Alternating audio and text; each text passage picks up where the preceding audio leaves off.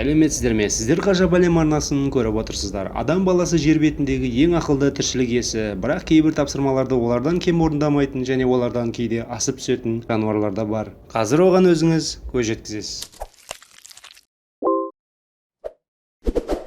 Өте керемет трюктерді жасай алатын мына бір ақылды құстан бастайық. Бұл жасыл байқұтан, және ол балықты өте жақсы көреді. Бірақ оның аяқтары балық аулау үшін терең көлде жүруге өте қысқа. Ол аулайтын балық әрине көл бетіне өзі жүзіп шықпайды. Дегенмен жасыл байқұтанның байқағаны үйректер жеген наннан дәм татуға балықтар да келеді екен. Бұл құс бақылап жүріп балықтардың нанды ұнататынын әбден ұғып алды. Сол кезде байқұтан үйректен бір турам нанды ұрлап алып, оны балықтарға жем ретінде қолдануға бет алды. Ол нанды суға лақтырады да артынан күтіп отырады. Балық жақындаған кезде оны сол мезетте аулап алады. Байқұтан кейде балықтарға жем ретінде қауырсындар, бұтақшалар және жапырақтар қолданады. Таң қаларлық әрекеттер. Алдарыңызда ұзын шыны ыдыс. Оның түбінде жаңғақ бар. Қолды салып жаңғақты алуға ыдыс өте тар, және оны аудару да мүмкін емес. Енді жаңғақты қалай алуға болады? Шимпанзенің тапсырманы орындау тәсілін қараңыз. Жаңғақ жоғары қарай көтерілу үшін ыдысты суға толтырып жатыр. Сіздің оған ақылыңыз жетер ме еді? Шимпанзенде тапқырлық қасиетімен қатар есте сақтау қабілеті де дамыған. Алда көретіндеріңіз қарғалар. Олардың ми көлемі кішкентай болғанымен шыны ыдыстан жаңғақты алуына ақылы жетеді. Қарғалардың ойлау қабілеттері адамды таң қалдырады.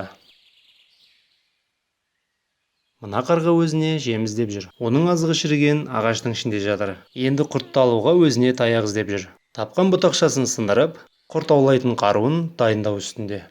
Енді бұтақшаны құрт ұясына салып, оны алып шықты. Оның азығы дайын. Ал мына қарға ешбір құралсыз өз жаңғағын шағу үстінде.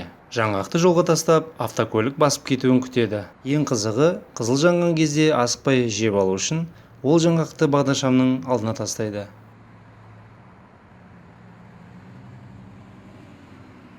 Мынау солтүстік Америкада мекен ететін торғай. Ол күз мезгілінде жер астына көптеген жаңғақтарды жасырумен айналысады. Солтүстік америкалық бұл торғай тамағында 100 шақты жаңғақты ұстап жүре алады. Сонан соң жаңғақтарды тұмсығы арқылы жерге көмеді.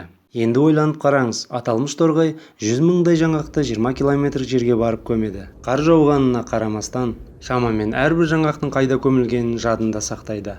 Бұл құс керемет есте сақтау қабілетіне ие. Ол өз жаңғақтарын тауып алу үшін әрбір ағашты, әрбір шұңқырды, әрбір тасты жаттап алады. Өз тапқырлығымен ерекшеленетін дельфин туралы айтып кеткеніміз жөн. Антарктидада жаз мезгілі келген кезде мұз бөліктері бір-бірінен ажырап су бетінде қалқиды. Мұзға шығып күн астында итбалықтар жылынып жатады. Осы кезде өз азығына дельфиндер жүзіп келеді. Бірақ олар итбалыққа жете алмай жатыр. Бұл мәселені енді команда болып шешеді. Су астында саппен жүзіп өтіп, мұзды бөліп тастайтындай толқын жасайды. Егер мұз кішкентай болса, дельфиндер толқынды мұздарды бөлу үшін емес, өз құрбанын суға батыру үшін жасайды. Мына көрініске қараңыз. Гепард бөкенді қуып барады.